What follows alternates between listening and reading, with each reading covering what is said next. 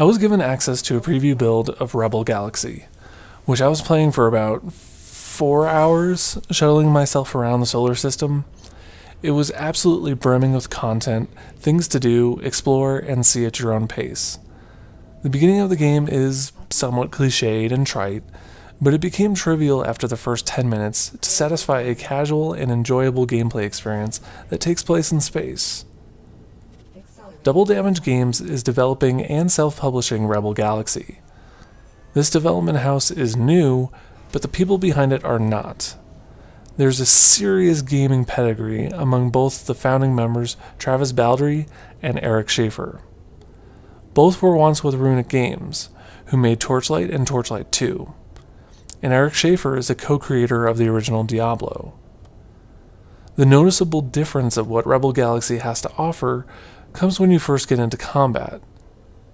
You might even be surprised to see that it resembles Assassin's Creed 4 Black Flag, in that you rest on a 2D plane and are firing broadside cannons and turrets to take down the enemies around you.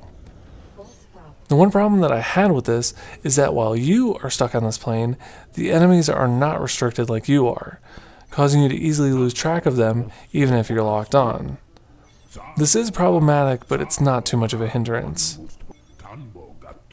Hopping around the solar system that I had access to feels really good. You travel at normal speeds with 4 levels that can be adjusted, and it's more useful during battle. After maintaining a top speed for so long, you'll enter sublight speed. And if you're going long distances, such as system to system, you'll want to warp into light speed. All of which looks and feels like you're doing interplanetary travel, just like you've seen in movies and television shows. Navigating open space is not all dull though, as you'll come across marauders and distress beacons, all of which are combat focused. Though you'll either stumble into a trap or someone actually in distress being attacked by several vessels, they'll almost always have to be resolved by firing your guns and not with any kind of diplomatic resolution. This is a good way of making friends, enemies, and money. So setting a course and getting up to go get snacks could cause you to miss an opportunity, or more often send yourself into a planet resulting in death. You can play as a trader, pirate, miner, or a mercenary for hire. There's no set profession you choose, so you're free to be whoever you want and how you want to do it. Space stations allow you to interact and talk with barkeeps to get information, take on jobs, as well as buy and sell commodities mined and stored in your cargo hold. You can even spend your hard-earned cash on wingmen to help you during your travels. There's no traditional leveling as you would find in an action RPG, but Rebel Galaxy has its own progression that feels meaningful, and you see the results of what you put into it. The money you spend will be on upgrades to your ship in the form of new weapons, engine upgrades, or defenses like hull and shield improvements.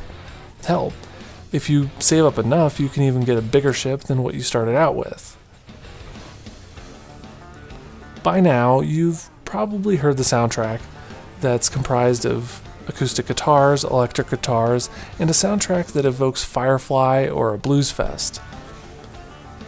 It's also a dynamic soundtrack that's quiet when you're just traveling and kicks up when you get into danger and must fight.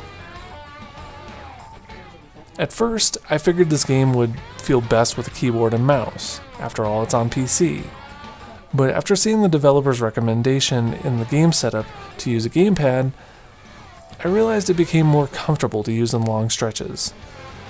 Keyboard and mouse is totally a viable option, but in terms of feeling natural to play, at least on this 2D plane of movement and combat, the gamepad was the way to go. Rebel Galaxy is destined for a 2015 release, and I really enjoyed what I've played in this preview build. I never encountered any huge bugs or anything concerning. The game is gorgeous, deep, and a satisfying space experience without insulting the player's intelligence. Double Damage Games is a 2-man studio that really has it together, and I look forward to playing the final game whenever it is ready. And so should you. I've put a link to the website for those looking to find out more information.